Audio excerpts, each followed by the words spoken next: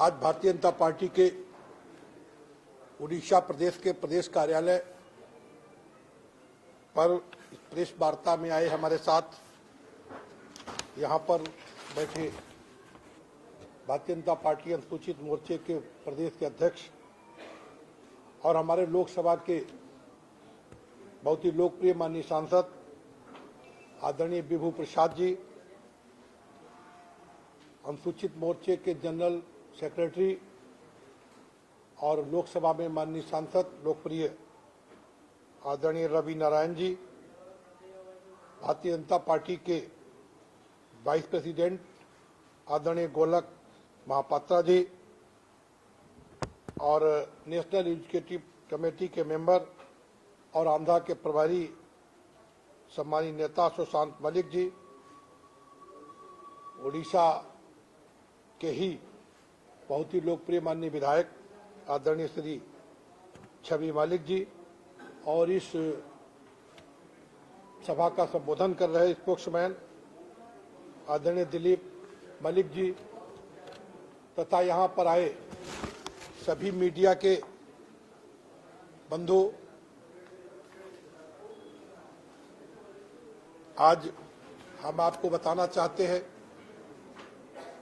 कि कांग्रेस के राष्ट्रीय अध्यक्ष रहे और लोकसभा में प्रतिपक्ष नेता राहुल गांधी जी के द्वारा लोकसभा के चुनाव के टाइम पर किस तरीके से नैरेटिव फैलाया गया कि भारतीय जनता पार्टी का राष्ट्रीय नेतृत्व हमारे देश के सबसे माननीय प्रधानमंत्री अगर तीसरी बार प्रधानमंत्री बने तो आरक्षण खत्म कर देंगे। पूरे देश में उन्होंने भ्रम फैलाया और अभी हाल में जब वो अमेरिका गए तो आप सबने सुना होगा किस तरीके से उन्होंने अमेरिका में कहा कि जब हम सरकार में आएंगे, पावर में आएंगे तो आरक्षण को खत्म कर देंगे। कांग्रेस की नीति रही है हमेशा कि हम ओबीसी और एससी एसटी के आरक्षण को खत्म करें और इनको दबे मजदूर किसान की तरह इनका उपयोग करें। मित्रों, राहुल गांधी जिस परिवार से आते हैं उस परिवार ने कांग्रेस पार्टी ने 57 वर्षों तक हमारे देश पर राज किया है, लेकिन इस दौरान उन्होंने अपने राजनीतिक उद्देश्यों को साधने के लिए संवैधानिक प्रक्रियाओं का दुरुपयोग किया और सामाजिक उद्देश्यों की उपेक्षा की। कांग्रेस ने कभी भी संविधान के मूलभूत आरक्षण सिद्धांतों को सही भावना और रूप में लागू करने की इच्छा शक्ति नहीं जताई। आपको याद होगा जब इस देश के प्रधानमंत्री जवाहरलाल नेहरू थे, नेहरू सरकार में सन 1956 में पिछड़े वर्गों के आरक्षण देने की जो काका कालेकर की रिपोर्ट थी उसको खारिज कर दिया। काका कालेकर जी ने कहा था कि हमारे देश में पिछड़े वर्ग के लोग हैं, उनको आरक्षण की बहुत ही आवश्यकता है, लेकिन नेहरू की नीतियां थी, उन्होंने इसको खारिज कर दिया। नेहरू जी ने 1961 में जब वो प्रधानमंत्री थे तो पूरे देश के मुख्यमंत्रियों को पत्र लिख करके आरक्षण से अक्षमता और द्वैम दर्जे का मानक पैदा करने का पत्र लिखा था कि हम आरक्षण दे रहे हैं, ये लोग ठीक नहीं है, इनका आरक्षण खत्म कर दिया जाए।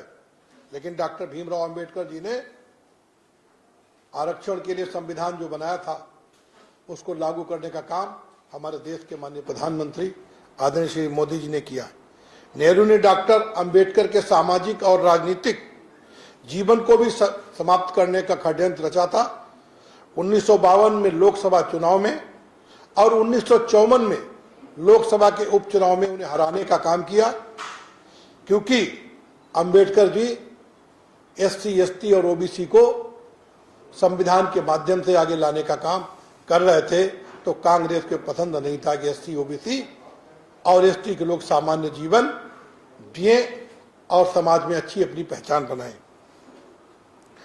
माननीय प्रधानमंत्री मोदी जी, माननीय गृह मंत्री अमित शाह जी के द्वारा जो धारा 370 और 35A को समाप्त करके जम्मू कश्मीर में अनुसूचित जाति वर्ग को 70 वर्षों बाद सामाजिक न्याय और सम्मान दिलाने का काम माननीय नरेंद्र मोदी जी ने किया। धारा 370 हटने के बाद पहली बार अब जो चुनाव हो रहा है उसमें आपको बड़ी जानकारी, एक हर्ष होगा कि हमारे एससी समाज को 7 और एसटी समाज को 9 सीटें पहली बार वहां पर एमएलए बनने जा रहे हैं। अभी तक वहां एससी एसटी का कोई एमएलए नहीं था, ये कांग्रेस की ही नीति थी। धारा 370 हटने के बाद माननीय प्रधानमंत्री जी के द्वारा जो पाक अधिकृत कश्मीर है वहां पर भी 24 सीटें तैयार की गई हैं और उसमें 2 सीट कश्मीरी पंडितों के लिए आरक्षित कर दी गई हैं कि इनको हम पहली बार विधानसभा में पहुंचाने का काम करेंगे। मित्रों, इंदिरा गांधी के कार्यकाल में 1975 में इंदिरा गांधी जी ने आपातकाल लगा करके संविधान को कुचला था। 66 से इंदिरा गांधी ने मंडल आयोग की रिपोर्ट को भी ठंडे बस्ते में डाल दिया था। उसके बाद 1966 से 1970 तक संविधान में 25 बार संशोधन करके और 42वें संशोधन में 41 अनुच्छेदों में संशोधन और 11 नए अनुच्छेद जोड़े गए। 2014 के बाद माननीय प्रधानमंत्री मोदी जी के कार्यकाल में संविधान में केवल 8 बार संशोधन हुआ। ये अनुसूचित जाति, अनुसूचित जनजाति और पिछड़े वर्गों के हितों को ध्यान में रखते हुए किया गया। प्रधानमंत्री जी के द्वारा जो महत्वपूर्ण संशोधन किए गए हैं, 2017 में राष्ट्रीय पिछड़ा वर्ग आयोग एनसीबीसी को संवैधानिक दर्जा दिया। 2019 में आर्थिक रूप से कमजोर ईडब्ल्यूएस के तहत 10% आरक्षण देने का काम किया। 2019 में वित्त आयोग और संविधान की 6ठी अनुसूची से प्राविधान में संशोधन करके उस काम को किया। 2019 में लोकसभा और विधानसभाओं में अनुसूचित जाति, अनुसूचित जनजाति, एससी एसटी के आरक्षण के लिए 10 साल का विस्तार किया। ये माननीय नरेंद्र मोदी जी ने संशोधन जो किया उसमें एससी एसटी को अगले 10 वर्षों तक राज्य सरकारों में और लोकसभा में आरक्षण देने को लागू रखने का काम किया। 2021 में राज्य और केंद्र शासित प्रदेशों को अपनी ओबीसी सूची में परिवर्तन करने का अधिकार दिया। जब देश के प्रधानमंत्री कांग्रेस के राजीव गांधी बने थे तो कांग्रेस के पूर्व प्रधानमंत्री स्वर्गीय राजीव गांधी ने 3 मार्च 1985 को एसटी आरक्षण पर टिप्पणी करते हुए कहा कि आरक्षण के माध्यम से हम बुद्धुओं को बढ़ावा देना नहीं चाहते। हमको गाली दी, हमको बुद्धू कहा, 2म दर्जे का काम कांग्रेस ने देने का काम किया। राजीव गांधी ने मंडल आयोग की रिपोर्ट का भी विरोध किया। 1990 में लोकसभा में आरक्षण का पुरजोर विरोध किया और मुसलमानों को आरक्षण देने की वकालत की, जो बाबा साहब के मूल संविधान के खिलाफ था। बाबा साहब ने किसी भी धर्म को आरक्षण देने की बात नहीं कही थी, उन्होंने केवल एससी एसटी पिछड़े वर्ग को आरक्षण देने की बात कही थी। मित्रों, भारतीय जनता पार्टी के प्रधानमंत्री जी के द्वारा जिस तरीके से एससी एसटी और ओबीसी को आगे बढ़ाने का काम किया गया है और कांग्रेस ने हमेशा उसका विरोध किया। जामिया मिलिया 2011 और एमयू 1981 जैसी सरकारी सहायता प्राप्त संस्थानों को अल्पसंख्यक संस्थानों के रूप में वर्गीकृत किया गया, जिससे अनुसूचित जाति, जनजाति एवं पिछड़ों को आरक्षण देने से इनकार किया। डॉक्टर अंबेडकर जी ने यह नहीं कहा था कि मुस्लिम को अलग से आरक्षण दिया जाए। 93 संशोधन, संवैधानिक संशोधन 2005 के तहत अल्पसंख्यक संस्थानों को आरक्षण प्रदान करने से छूट दी गई। इस एक कदम से सैकड़ों संस्थानों से पिछले समुदायों के अधिकार छीन लिए गए। एक कांग्रेस की करतूत थी कि मुसलमानों को अलग से आरक्षण दे दिया। मोदी जी ने एससी और एसटी को संवैधानिक उच्च पदों पर बैठाने का काम किया। जैसे हमारे देश के राष्ट्रपति बने माननीय रामनाथ कोविंद जी, जो कि एससी समाज से आते हैं। आज हमारे देश की राष्ट्रपति श्रीमती द्रौपदी मुर्मू जी हैं, जो कि एसटी समाज से आती है।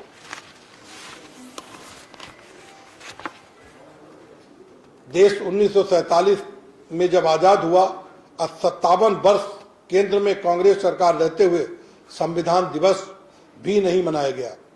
माननीय प्रधानमंत्री श्री नरेंद्र मोदी जी ने 2015 से शासकीय स्तर पर संविधान दिवस मनाना चालू किया। इसके बाद प्रधानमंत्री श्री नरेंद्र मोदी जी ने 2015 में संसद के दोनों सदनों में संविधान पर चर्चा डिस्कशन कराने का निर्णय किया, जिसका कांग्रेस ने विरोध किया। जबकि अभी आप देख रहे होंगे कांग्रेस में राहुल गांधी एक हाथ में संविधान किताब लेकर के घूम रहे थे, उसका संविधान का भी सम्मान नहीं किया, लेकिन चुनाव में दुरुपयोग करके लोगों को भ्रम फैला करके और चुनाव में उन्होंने कुछ सीटें जीत ली।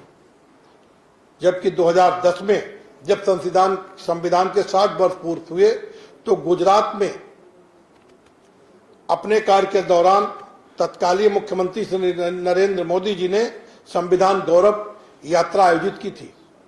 इस यात्रा में संविधान की प्रति को हाथी के मस्तक पर रखकर पूरे शहर में निकालकर सम्मानित करने का काम माननीय नरेंद्र मोदी जी ने किया था, जब वो गुजरात के मुख्यमंत्री थे।